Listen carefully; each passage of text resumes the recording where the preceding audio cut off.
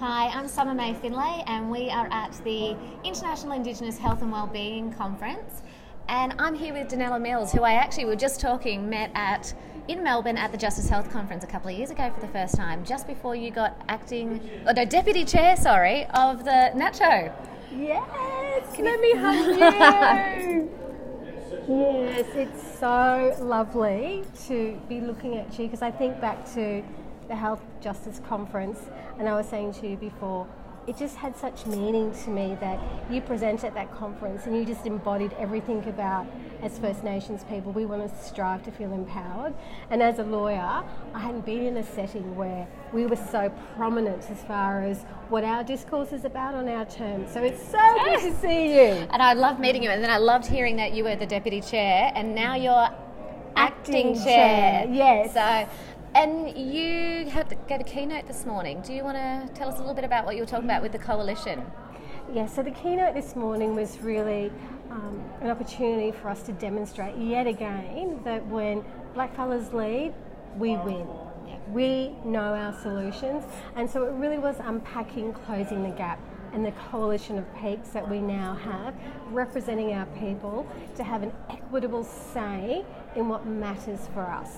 So we're a part of the co-design, the implementation, the evaluation. So historically, it's always been very much we know what's best for you, but this is a historic time where as First Nations mob, we are going to have a direct impact on what our people on the ground need.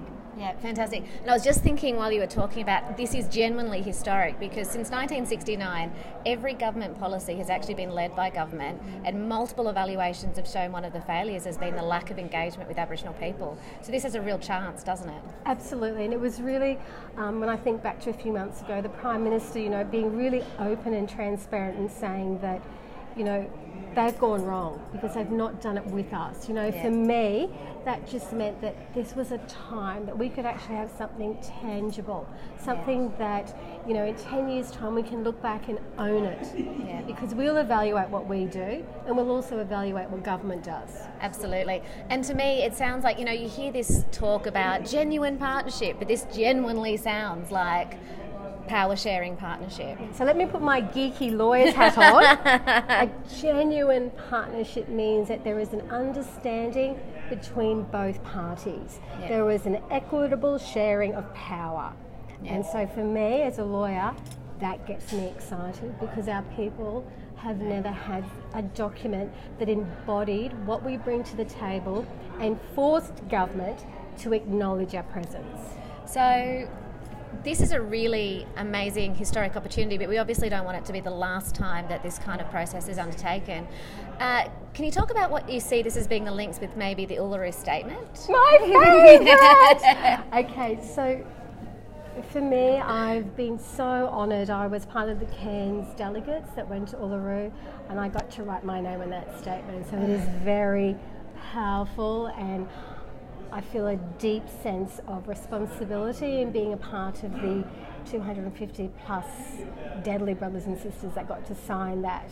Now, 2 years down the track, what I see is what we have achieved as a coalition of peaks, sitting alongside the Uluru Statement as a way to, not for them to become one and the same, but to demonstrate that our voice is paramount in changing the outcomes for our people. So to me, if we can achieve the coalition of peaks, genuine partnership, a 10-year partnership, Yep. we have the time right in front of us to bring forward a referendum.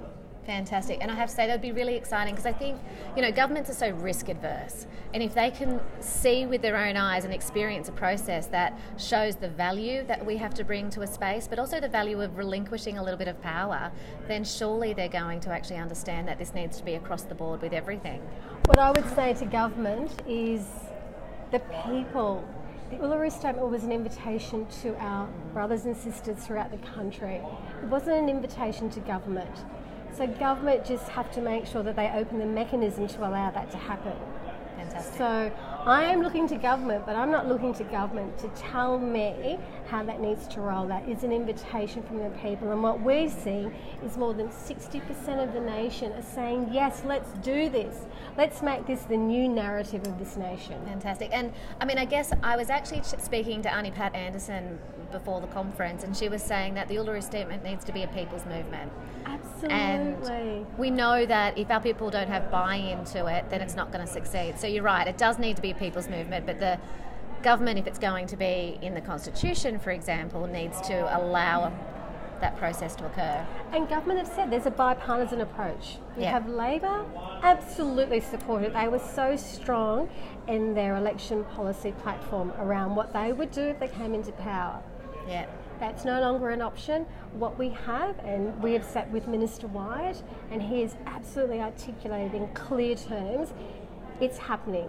He's putting a long time frame, but we are going to, as Aboriginal and Torres Strait Islander people, we're going to push the agenda, because that statement that we left Uluru from base camp, that has meaning and purpose. Absolutely. And look, a long time frame. We've been here for 60,000 plus years, so to spend the time to get it right is really important, and we can probably afford to do that, and especially if we can see progress and if Minister Wyatt is going to be taking lead in that.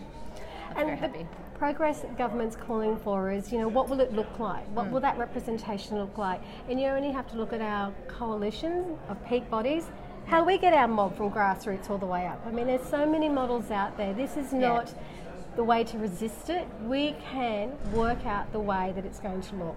Yeah, absolutely. And the longer we resist it, or governments resist it, the longer our mob are going to die. So, and I just, It is my right, Yeah. it is your right to determine what our autonomy and what our purpose in this community is. And the Uluru Statement from the Heart is a clear indication that it is our right to be here. Yeah. And I saw an uncle with an Uluru Statement T-shirt, and I was just like, got to get one of those. I think we all need one of those, because we all should be actually out there promoting it and wearing it and supporting it. To wear that just brings pride, because it feels as though the fabric of the statement is on you. So I wear mine all the time. I wear it to bed, I wear it wherever. I was going to wear it here, but then I thought, no, I'll just wear this dress instead. I love that dress, by the way. I love this. I saw when you were getting that before you went overseas. Yeah, Maggie Goose. But yes, the Uluru Statement from the Heart, for me, is an opportunity for this nation to feel a sense of wholeness. Yeah. It's an opportunity for healing, and it's to celebrate who we are as First Nations. I mean, why wouldn't you want to sign up? Seriously. Absolutely. And I think it's just, with our mob, it's just actually understanding what it means for those that weren't actually there.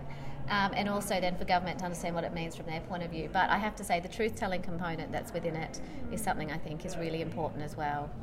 Can I just go back to your comment? What I would say to mob is that, and this is me putting back my lawyer's hat, is we need a pin in this country. We need legitimacy and durability that recognises who we are as Aboriginal and Torres Strait Islander people. We have to be enshrined in that Constitution so that our way of being, our knowledge systems are protected. So for mob out there that feel as though we're having to give up something to gain something, this is about cementing who we are. Absolutely. And I'm going to throw this at you. If you don't want to answer it, that's okay. But there are some people who are fearful that being in the Constitution means we've ceded our sovereignty. And look, history tells us that we should be concerned with everything that's put forward. So, mob are really, really smart, and we have deep concerns about what the next 100 years will look like. It is not ceding sovereignty. This is about, and this is my personal opinion, this is about having purpose and sustainability, so that when my children have children, I know that the laws will enshrine their rights and protect them. Absolutely. Oh, well, I'm looking forward to seeing what the next 100 years looks like. Yeah, me hopefully we're still around for it, because I do think, and I look at when my grandmother grew up on the mission, and then the experiences my mum had, and then I look at the experiences I've had. There have been laws that have changed those, but this particular, if we are in the Constitution, is going to accelerate, I think, our own That is a beautiful way to describe it. It will accelerate it because what it will allow is a protection. Laws can be changed.